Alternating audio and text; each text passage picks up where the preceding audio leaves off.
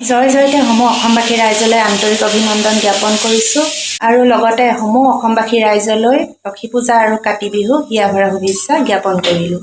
যাতে মা লক্ষ্মী কৃপা সকলোৰে লগত থাকে। হ'লে চাওকচোন আমাৰ ছোৱালী একেবাৰে বিহু বুলি পিঠা বনোৱাত ব্যস্ত হৈ আছে।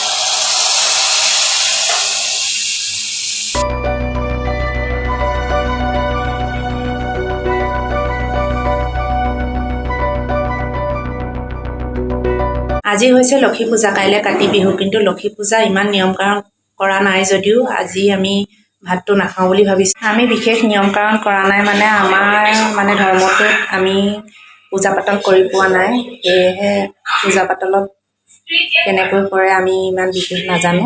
আজি আমি পুৰি খাম বুলি ভাবিছোঁ। আপোনালোকৰ ফালে বাৰু কাতি বিহু আৰু লক্ষী পূজাৰ আয়োজন কেনেকুৱা চলিছে জনাবচোন। এইফালে আমাৰ পুৰি ৰেডি হৈ গ'ল। এয়া আমাৰ কাহিকৰ চাওক। ক'ৰবাত যদি কুকিং কৰিবলৈ লাগে আপোনালোকে জনাব, বৰ ধুনীয়াকৈ বিধে বিধে বনাই দিব। তাৰ মাজতে ভাবিলোঁ চাহ একাপকে খাই লওঁ, আৰু আজি আমাৰ আয়োজন ইমানেই আছিলে। যদি ভিডিঅ'টো চাই ভাল পালে লাইক কমেণ্ট এণ্ড ছাবস্ক্ৰাইব এটা কৰি দিব। যদি ফেচবুকৰ পৰা চাই আছে ফ'ল' এটা কৰি দিব। তেনেহ'লে আজিলৈ বাই বাই। পুনৰ অন্য এটা ভিডিঅ'ৰ সৈতে আকৌ লগ পাম।